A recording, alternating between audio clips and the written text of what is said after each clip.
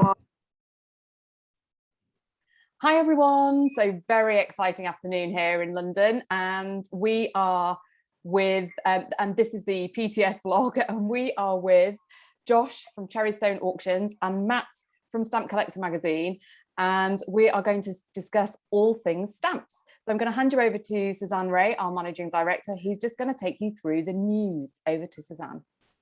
Hi everyone. Just a very quick update as usual. Our last vlog was on the 22nd of March. So this is just a bit of an update on everything that's been happening since that date.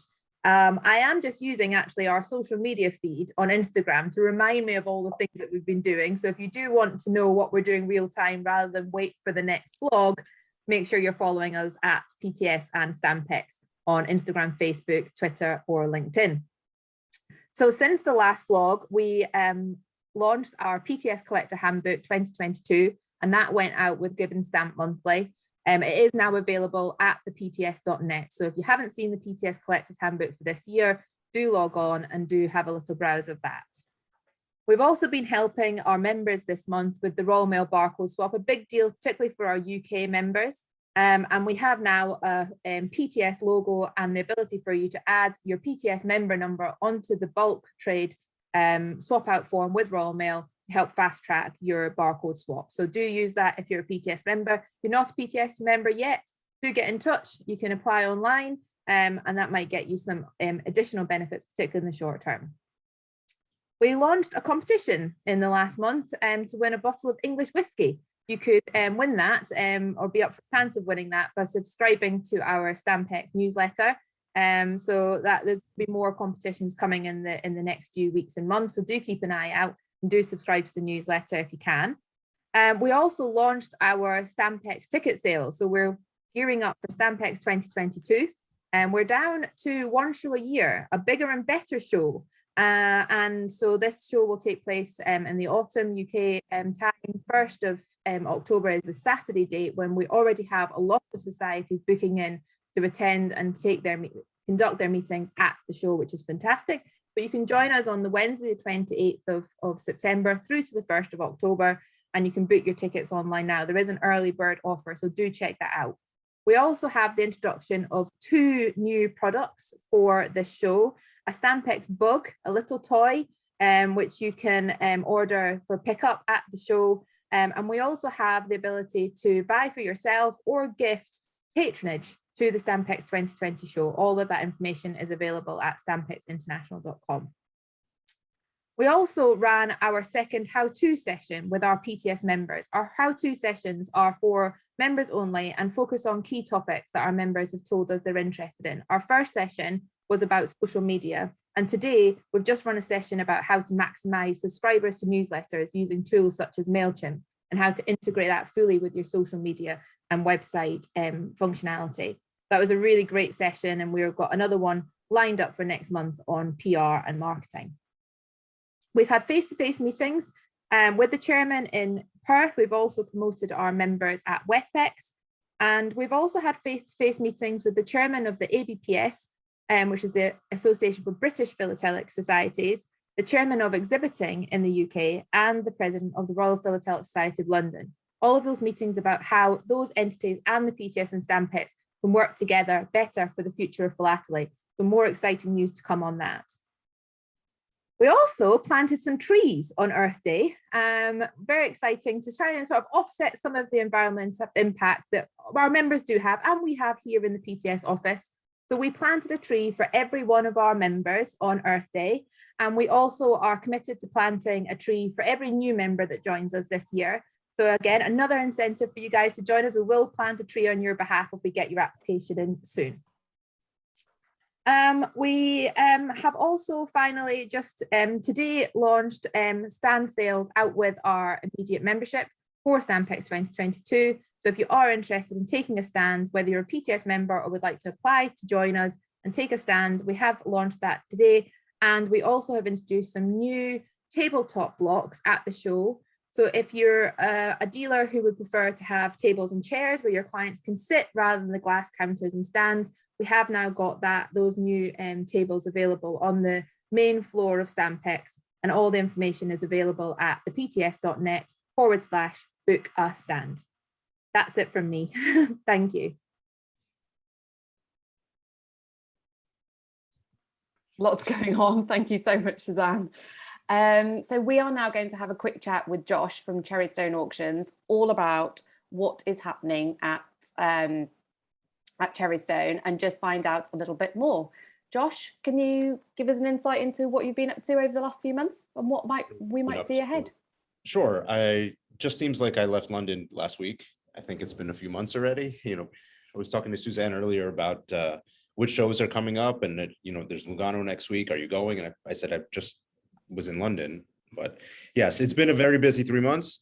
We had an auction last week, which went very well. The bidding is still up where it's been. Everyone's saying that the last couple of years have seen a big uptick in business. It seems to still continue across the board. British stamps, American stamps, European stamps. Everything just seems to be popular. The hobby seems to be in a great place. We are now working on a July auction, and then plan to probably hold an August auction and a September auction. So we are gearing up for a busy fall season, and it's keeping me busy. And that's why I can't get out to as many shows as I want to, but love getting out and seeing people, because like everyone else, we've been stuck behind the screen for the last 2 years. So yeah, let's just have a little chat about London 2022. Okay. Because you hosted a dinner during the show, didn't you? Tell us a little bit more about that, like why. I thought it was such a brilliant idea. And something that I don't think many people had done for, we've been throughout COVID, but even before at the, other shows, I just thought it was a really great concept. Tell us, like, where did you host it? How did you come about the? So I have to give 90% of the credit, at least in the inspiration, to Alex Heyman, because this was all his idea. I mean, we provided the financial support for it, and obviously, reached out to our clientele, but he is you guys would say he's a brilliant marketer. Brilliant means something different in American, but he's definitely very creative and has really great ideas, and also tends to wander into places that most people don't. So he discovered what's called the Museum of Brands, which is a tiny museum that nobody seems to have heard of, but apparently it's the top 50 in TripAdvisor things to do while in London. So it does exist. Basically, there was a very wealthy patron who acquired all of these iconic items throughout his life, and it goes back all the way to his childhood, and all these board games and whatever was popular at the time, food, to all these cereals and soup cans and everything throughout his life, and toys. And it's just a really cool place to go, and everybody had a great time. They have an outside space, a garden, and a place to eat dinner, and they host events there. I thought it was really a great place. And what was nice is that they were passing out drinks and hors d'oeuvres, and you can take it with you and walk around the museum, and everybody seemed to have a great time, very casual, as opposed to just sitting in a stuffy museum and being stuck somewhere, or a stuffy dinner rather, or in a loud, crowded restaurant. This really gave a good opportunity for people to mingle and have a good time. Cool. And obviously for collectors, like going somewhere like that is such a cool thing, like so different and so brilliant to see things that you probably wouldn't have maybe seen, like very, very cool. And you had some, it was for collectors themselves, like philatelists, or did you have also people from the trading industry as well? It was for collectors and for dealers. So brilliant. Basically for friends of Cherrystone and Alex. And Alex. Amazing. It sounds like such a great concept. And you've got this auction upcoming in July, did I hear? Yes. Any secret tips or anything that you can tell us about that might be exciting? My brain is so focused on the auction we had last week. Just have it. It's too much. So what's coming up in July? I mean, I'm gonna hit it. I'm gonna hit it on Twitter when I remember, or when I get to it. We did sell that London to London cover last week for $65,000 plus the premium. Amazing. Which actually had an interesting story. It was meant to be brought to the London 2020 show as a very cute item to show under the stand. Cool. Yeah, just about. because it's London, you know, it's from London, Ontario to London, England. Yeah, cool. And it's going to be kind of, we were going to build a marketing strategy of the show around all that. And obviously that didn't happen. And just London 2020 didn't have the same enthusiasm, I get 2022 rather. So it's great to see. It's brought about double what it realized the last time it sold, which was actually in the 90s. So God, great work. That's brilliant. Just a cute item that brought a lot of money. So Yeah. that's exciting. And you've just mentioned Twitter, Josh. Tell us a little bit about that, because you've just joined, haven't you? Why did you decide to join the So platform? I use Twitter a lot in my personal life. I guess that's my social media of choice. And Suzanne actually mentioned it probably on the day before the show. It's her fault. We tried Facebook in the past, and it's been useless. I mean, I don't want to say anything nasty about Facebook. I mean, I probably should, but it in terms of for my philatelic purposes, it didn't really accomplish anything, and kind of got anonymous, useless people bothering me.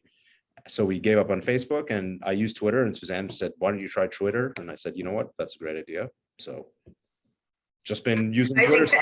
It's all your fault. Yeah, sorry. I'm not going to say sorry if it's working for you. I mean, you've got 300 followers in less than 3 months. And you did mention that I see a lot of our clients on there, so it's obviously It is the place to be. How to get them to follow you is the hard thing, but because you can look at all the societies, and you can look on the PTS and see who they follow or follows them, and I recognize a significant amount of those names. It's just a matter of trying to move them over to follow me as well. So we need to push that a little bit more, but it's definitely a way to reach my customers as opposed to Facebook, which is a way to reach random people in the middle of nowhere who might have some stamps. Yeah, interesting. That's really interesting. Yeah. So follow at Cherrystone Auc. Yeah, they cut me off. Yeah. The PTS is following Cherrystone Auctions. The PTS follows all of its members. So if you want to just find some safe accounts that you can trust and that have got good content, then you can always go into the PTS following account and you'll see some safe accounts there. But yeah, Cherrystone Auc. Maybe when Elon Musk takes over, I can finish the. Shouldn't. We'll tag you in the photo as well that we've just taken. So there's a well, people will see the teaser before they see this video, but I mean, beautiful content, Josh, on your Twitter account. It's it's that addition of the images and the stories that I think, when you're threading and you're telling some stories around some of the pieces that you've got. I mean, it's another thing that we say our PTS members have a role to educate collectors, and I think that you're certainly doing that in your Twitter feed. You know what? Many years ago, 20 years ago, I'm going to say we had a blog before there was a vlog, and it was like a stamp of the day concept, which became stamp of the week because you try to do it every day and life gets in the way. And at least on Twitter, you get the feedback, you get the likes, you get the comments. Whereas a blog, you just put it out there. I mean, back then, now blogs are very different, but it was like I was talking to a wall, and now I'm talking to people. So it accomplishes the same goals with feedback and interaction, which is helpful to the person providing the content. Yeah, that is actually really true, and you get it instantaneously. So it's like a really nice thing to do. And do you do all the Twitter posts yourself? Yes. Yeah. I don't have a staff for Twitter yet. Yeah. Next year, and it's when you've got 20,000 followers. I hit 20,000 followers. And so we also have Matt Hill with us, who is editor of Stamp Collector magazine, all about stamps, and the latest to the family, Stamps Monthly. Welcome, Matt. Lovely to have you here. Be great to hear from you, just a little bit of insight into the 3 brands, how they all come together, just how they're all different as well, what's happening in the world of the publications. Yeah, okay. Well, thank you for having me. First off, it's really good to be here. Yeah, obviously we, traditionally 15 years I've been editing a magazine. It was originally called Stamp and Coin Mart, but we split that a couple of years ago now. So we have Stamp Collector and Coin Collector. So obviously 15 years ago, it was editing a magazine, putting out a monthly magazine. And probably at that time, I thought I was really busy. But fast forward a decade and a bit, and we do so much more than that. So obviously, as you've said, we do the allaboutStamps.co.uk website, which has, reflects some of the content in the magazine, inevitably, but it also has a lot of, dealer directory on there. And then we have auction news, auction partners, which I know we're going to talk about with Josh as well. And then the Stamps Monthly email that you've mentioned, we've just launched that. So the first email went out a couple of weeks ago. So we do emails once a week. We send those out to our audience. But this one is slightly different. So the Stamps Monthly, it's really, rather than just being kind of editorial and the stories behind the stamps, it's more of a kind of a marketplace. So we're giving dealers 20 words and a link. So they can link to their eBay shop, they can link to their website, they can link to, a PDF of a price list. It's up to them. So they get just a title, it could be their latest stock or particular stamp, even, one specific stamp they want to sell, and 20 words and a link.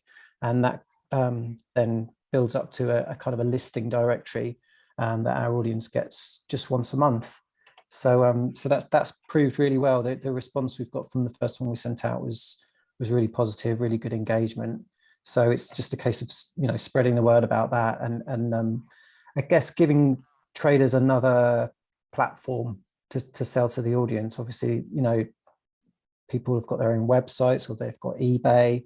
They want to go to events like London 2022 or fairs, but this is just another platform on a monthly basis where they might want to push something a little bit different, or just something that's timely for that time. So we're really excited about the email going out. And as I say, we send emails out once a week anyway. We've got the website, we've got obviously social media platforms. So we really kind of much more than a magazine now. So we're a stamp brand, I guess, a media brand rather than just a magazine. But of course, I still have to do the magazine every month. So everything together. And you just briefly mentioned there about the partnership with Josh. Let's just have a quick chat about that. Like, I suppose, how did you two meet? How did the partnership come about? What is it, Josh? Your insight into that as well. It'd be good to just get a little brief insight into it. So you go. Yes. Okay. Sorry, Josh. So Josh and I met in London at the International and had a chat. Obviously, we covered Cherrystone in the magazine, on the website. When there's a particular item for sale, or a result that kind of grabs the headlines. But the auction partner package that we're offering on the website and on our emails is we're kind of pushing it out as of London 2022. That's when we kind of really launched it. So to put it simply, Cherrystone have their own section of our website. So within the auction section of allaboutStamps.co.uk, there's a category called Cherrystone Auctions. So in that section, there's a preview of each sale, and then there's an article that explains the reports on the results of the auction. And then we also do a quarterly email, which is like a kind of an auction update. So the results, either the results or previewing the next auction will go on that email as well. So it's a way obviously for Josh to reach our audience and tell them what's happening, what results have been achieved. From our point of view, and this goes for everything we do, it's kind of, yes, it's advertising, but it's content. It's really good content, so all the adverts in Stamp Collector magazine, they're not adverts for anything irrelevant. They're exactly what people want. So to have that content, reports of auctions and previews, it's great content, and it's a good promotion for Josh as well. So I think that covers it, Josh. Okay. So just getting back to the content, I think the first thing you showed me was the magazine, which I browsed through, and I actually think it has excellent content. And I think there's definitely a big audience for that in the United States. Not anything about the monthly we have, but it's next level content, as we would say, for an American seeing a magazine like that. I know it's not practical to ship to the States, and the mail is terrible these days, but that leads me into why I want to focus more on digital, and why I'm happy to invest in that, so to speak, because it enables me to maximize my reach when I'm just one person or we're just a few people at the firm. It's great to take a stand at the show, but I'd like to meet my clients all the time, everywhere, which is where we're going and where a partnership like this helps us go and get to. And like I said, the content was great, and happy to be a part of it and to contribute and to be associated with it. Fantastic. And obviously that's two great brands coming together, Cherrystone and All About Stamps.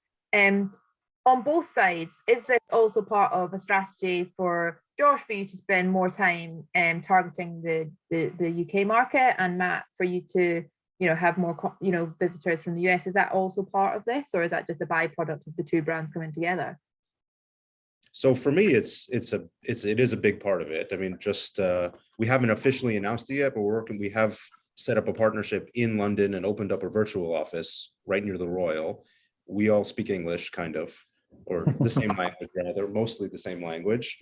And it's just easy for us to work together. And I happen to think, with no disrespect to the United Kingdom, it's very easy to do business in the United States in terms of customs and regulations, and we just don't have any. And also the dollar happens to be generationally strong at the moment. So there is a market for us to sell our services in the UK, and I'm happy to expand that and see where it goes. That's obviously quite big news that you've just sort of announced here on our PTS vlog. Is there anything else you can share with us? It's basically, we have representation in the UK, and hopefully I'm going to get out there a bit more than I was before, or now that I can. But obviously it's easier to reach somebody online or over Zoom, but it's, like I said, it's a virtual office, so it's by appointment only, and it's right near the bank station, which I think is right near the Royal. It is, and I think it just shows that we can do what our English clients need and what they're looking for. And we are a foreign country, and an 8 to 10 hour flight depending on the wind, but the world has gotten smaller, and we can be right there with you and provide our services in England as well as everywhere around Europe. Amazing. How exciting. I know you said that about virtual Stampex as well, Josh, that it's just another way of bypassing, but not having to do all the actual customs and and challenges actually physically being at a show in the UK. Is the virtual Stampex lets you access, well, for us it was visitors from over 100 countries, which just goes to show the power of what we're doing. I mean, don't underestimate the power of when we're bored at the show. We get a lot done, just amongst ourselves. I mean, of course we're on the show, but just the informal chats on the downtime at the show, I think are invaluable, and you don't have that at a virtual show. True. Yeah. And so what have you noticed? You're saying that bidding's up and realized prices are up and things over the last couple of years. Are you also noticing a shift in where the buyers are coming from as well, or even where your consignments are coming from? Or are you still very US based at the moment? We've always had a number of UK clients, both consigning and buying from us. Yeah. Buying, I think, has slowed a bit, obviously, with the dollar being very strong. We are seeing more consignments, so this is just a way to tap into that further. Right. And Matt, you said that nodding when we were talking about is this also part of All About Stamp strategy of having another name in the US, and how's that looking for you in terms of sign-ups, with the number of people signing up to the magazine, signing up to the newsletters and things? Are you noticing? Yeah, we are noticing, probably for the past 3 or 4 years. Might have something to do with the pandemic. I'm not sure, but it seems to be kind of the same time period. We've seen a big increase in US audiences to our website, and also on our the email list. And in terms of the actual magazine, we do have subscribers across the pond, but we also have a digital edition of the magazine. So we really encourage people to do that. It's cheaper for them. They get it straight away. They probably get it quicker than some people in the UK do in the shops. So so that's the technology for the digital edition has really improved over the last couple of years, and I think that's helped us to push to those different overseas audiences. So we're definitely a kind of a global brand, or we're going that way. So it's really encouraging. And are you noticing, just again, sort of on the topic of that kind of diversification and growing your own market, I guess, you've obviously got Stamp Collecting Magazine, you've got the Coin magazine still as part of Warner's publications, correct? Am I right? Mm-hmm. And you have some other kind of areas like family history and things like that. I mean, how do you feel like Philately is doing within the breadth of other collectibles and hobbies? Gosh, that's a big question. I think it's doing really well. Yeah, I mean, every market, every hobby is different and has different quirks, different sizes of the audience. But I'd say, since, again, probably three years, the last 3 years, we've seen really good figures. It does change. Obviously, it fluctuates between the different platforms, and that's why we, as a company, we have to diversify and not just do magazines anymore. So you see so many different kind of circumstances change things. So during the pandemic, obviously people couldn't get to the shops, so we weren't selling as many magazines in the shops. But suddenly our subscription rates went really high because people wanted it delivered, and people were buying it through our website, which is actually really good news for us. So so yeah, I'd say the hobby from our point of view is buoyant and looking healthy. Of course, it's not what it was, 30, 20 years ago even. It's a different beast, but it's really encouraging, and we get really good feedback. Yeah, and Josh, for you, I mean, are you seeing any trends, either just US side or more generally around, stamps and postal history, and are people kind of, are you thinking about coins or banknotes or diversifying in any of those spaces? We always think about it. It's obviously easier to focus on what you know, and I'd love to run an auction house that has stamp and art. You hear about a painting that sold, a couple of days ago for $290 million or something like that. Just the commission alone on that, it's nice to dream about, but I mean, stamps is our business. Stamps is how we make our money, and it's what we know. And I always say I'd love to get into coins. How much is it going to cost me in mistakes? How much do I have to lose in order to finally learn something about coins?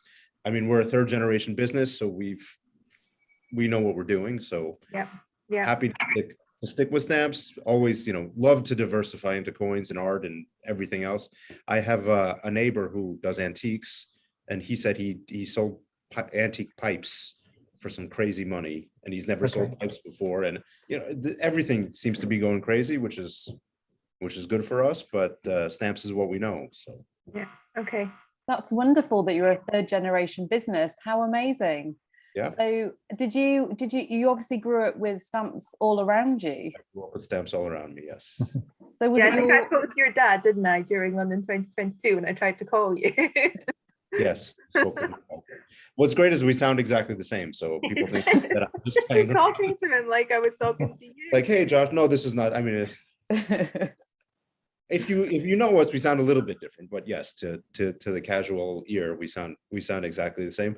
What I do like to say now is that when I went into the business, I was in finance beforehand, and it was kind of, I always worked part-time and through college, and whenever I could, just to earn a little money. My father, he paid well, so I was always involved in the business, and my father didn't want me in the business because he had this attitude: no one's going to buy stamps in 20 years. Nobody's, the business will be dead. The business will be gone.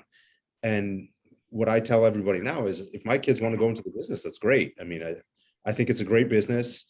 Are there thousands of dealers that there used to be in the 1950s? No, but what we do is fun. It's exciting. It's interesting. And I see new customers every day. It's not, our customer base hasn't declined is basically what I say. And in that case, I'm confident that there'll be a business in the next 30, 40 years, you know. Yeah. That's so No great. one else, which no one else says, but I'll say it. And as a family business, do you think you will hand it on to the next generation, and then it will be for? Sorry, Suzanne, you were saying something? No, sorry, I was just, Isabel was asking about, are you peer pressure on your kids? No, No, sorry, Josh's children. I won't force my kids. If they want it, it'll be great. If I'm not gonna force them to sell stamps. No. I think you have to have a passion. What I was just going to say is, I think that, you know, we've certainly noticed, we've started to do this ones to watch under 40 as part of the PTS collector handbook, and it is, I mean, I've not been in the trade for 30 years, so I can't say whether it's much different, but we're certainly noticing a lot more under 40s, let's just say, entering the trade, whether that's in auction houses, whether it's dealers, whether it's family, you know, businesses, and a kind of associated areas as well, like in the magazines, and, you know, the people we work with for printing, insurance, you know, who are actually philatelic professionals, you know, that does feel like, you know, I used to say when, like, sort of 5-6 years ago, I want to be in this trade and hobby for the next 30 years.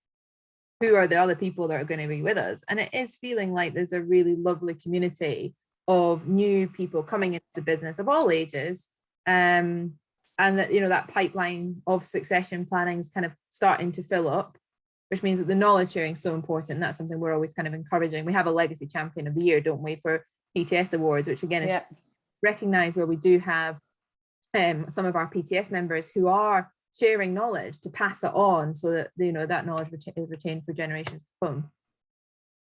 Yeah. I'll be here in 30 years, Suzanne, with my purple rinse. I won't. Nice that you think I'm under 40, though.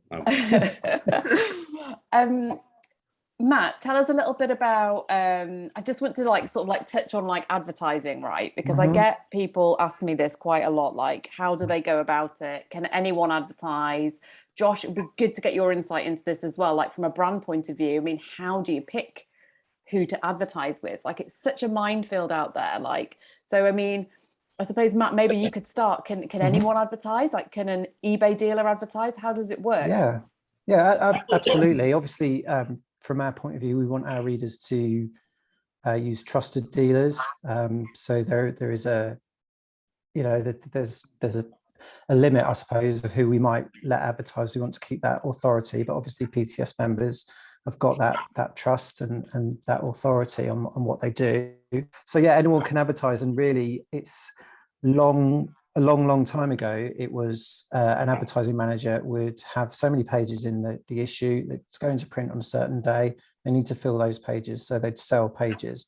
So we still do that. Obviously, we advertise, we have adverts in the magazine, different sizes, different prices. But really now we're offering traders an audience. So it doesn't matter if they're magazine readers or they get an email or they come on our website. We're offering like pairs of eyes, basically, to see their stock, see what they offer. And for a lot of the small, you know, some of the smaller dealers, or perhaps haven't got the kind of a marketing manager within their setup, that's where we can come in. We're not here to take money off people, print an ad and that's it. You know, we want to support people, and we want to support the trade, we want to support the hobby, so that everyone wins. You know, if your advert works for you, then you'll come back and we'll do another advert, we'll do something else. So we kind of look at it as we're kind of a marketing solution, I guess. So we'll work with the trader. You've got certain kind of packages and certain rates and things that we stick to. We've got a media pack, but we can be flexible with things, you know. So if someone wanted to really push certain aspects of their business, you know, or maybe we could do an interview with them and talk to them, and put that on an email or in the magazine. So we really, because of the platforms we have now, we can be really flexible, and that gives traders the kind of the freedom to try different things, reach certain people, and spend within their budget and kind of try it. And especially with digital, we can come back straight away with the results. So the stamps monthly email that I mentioned, we're currently offering that 20-word listing for £25 a month. So we're doing that for 3 months. So the people who've signed up for it have paid £75. They're going to be on the email 3 times. And then we're going to go back to them and we'll say, look, you know, this is the email we sent out. This is how many people clicked on your link, how many people open the email, give them all the information they need. Obviously, once they get to the website of the trader, we can't then do anything because that's down to the user. But we can, even then, we can give advice on, you know, perhaps you should try this on your website, or if you're doing this link in the email, make sure, you know, this is happening. So we're kind of we're offering lots of different options. We're flexible and we want it to work for you. So we're kind of on the trader side, I guess, if that makes sense. Yeah, no, and it makes perfect sense.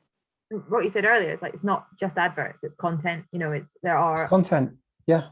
Whatever the dealer or the trader wants to put on as their message, and I'm referring to this how-to session that we're going to be doing for our members next month, is, you know, how do you get your brand out there? How do you tell people your story? And that's what that is content in lots of different places, isn't it? Yeah, absolutely. And Josh, from a brand point of view, I mean, you know, it's quite tricky, isn't it, to decide? I mean, obviously not when you're an established business, but maybe if you're a startup and you've never advertised before and you don't really have a marketing channel, how do you go about understanding where to put your money or where to put your budget or what to do in terms of marketing? Have you got any good tips or suggestions for people? I don't know if you want me to say this, but I think that digital is really where everything is going. It's a lot cheaper and a lot more effective, and you get your message out to a lot more people, and it's a lot easier than print ads. I mean, I know Matt mentioned that he probably spends way too much time on the magazine still. I mean, we still print the catalog, which I'd say goes to only a fraction of my bidders. You know, Yeah. I still have to focus on I would love to not have to do that anymore. So just in terms of print versus digital, I'd rather, if we can do everything digital, that would be ideal. But people do like to have things in their hand, but it's the ability to reach everybody all the time. I mean, everybody's a very big word, and all the time's a very big word, but you're out there and you don't know who's going to find you, as opposed to you have a finite subscriber list of your magazine that you mail to, and then you're at the mercy of the United States Postal Service, which is 50-50 at best, you know, to get there on time. So if you're advertising something timely like an auction, digital to me just makes so much more sense than print. I think one of my favorite things about digital is the fact that you can really track it, like that you can just totally see the analytics. So actually, you know, you can see that, as Matt said, from that newsletter, he'll be able to literally send people, these are the click-throughs and the links, like this is exactly what's happened with this thing that you paid £25 for, you know. And that's the same with like most advertising. You can online advertising, you can really see the value of it, whereas print advertising is I think it does the job. It's really good. You have to trust it. You have to trust it. You have to trust it. Yeah, I mean, you can, you know, some people, just to defend print a little bit, people. I didn't say anything bad about print. No one did. And I completely agree with what Josh is saying. Digital is so much easier, and yeah, you can track it. So I mean, you can put codes and things like that on print magazines, adverts. And I think also with print, it's often kind of reminding people it's more that brand awareness maybe with the print ads. Right. But definitely digital is just, it's fantastic. And for us, across all the brands that we work on here, emails, it's such an effective marketing tool. It's such an effective marketing tool. So we've got the audience, they're engaged, they've signed up to get this email about stamp collecting. So we get this first stamps monthly email we sent out, we got a 40% open rate, which is really good. You know, people say the industry standard is about 20% of people opening an email, but we're getting such good engagement across all our brands, and it's a really kind of useful, brilliant tool. Yeah. Just another aspect of it is increasingly my successful bidders are the online bidders, not, I mean, you used to mail in bid sheets, if you have any idea what that concept. We still get a handful of mailed in bid sheets. They're almost never successful just because the market's moved on. If you can't get online and track the opening bid, your chances of succeeding are much lower. So the digital gives me the clients who can succeed at my auction as well, rather than, you know, the print. I mean, I remember Cherrystone used to put out ads in the papers where you would order, 25-cent items, mail them in with a check for $4, and then they'd mail back the goods. So the business has completely changed, and the digital is where the successful clients are. So that's where I want to be advertising. Yeah, Absolutely. very good. Yeah. I was going to say, is there anything else that you think, Suzanne, that I've missed in our chats? No, I feel like I've learned loads. Me too. I've made some notes, Matt. I just wanted to ask Matt. So we've said about Cherrystone, obviously, to follow on Cherrystone Auc, and I'm guessing it's cherrystone.com to look at the CherrystoneAuctions.com. Yeah. CherrystoneAuctions.com. Sorry. To find out when the next the July auction stuff starts to go up. I think all your May prices realized and some of the all up on there, so people can browse the previous auction as well, which Josh is obviously still busy on. So for Matt, how do people subscribe to these all these wonderful products that you've got? So I guess the first port of call is allaboutStamps.co.uk. You can subscribe to the magazine or buy a single issue there. That will take you to the digital edition as well. And actually at the moment on our website, we're actually offering a free copy of Stamp Collector if you sign up for our email. So it's a digital, like a page turner version. So you just sign up for our email, which is completely free. We're not going to share your details with anyone else. So you'll just get those weekly emails from us. And as soon as you sign up, we'll just send you an email so you can access a free copy. So yeah, it's all on the website really is the place to go. Right. And you guys are on Twitter as well, aren't you? Yes, I think it's Stamp Collector M. Yeah. So we got cut off as well.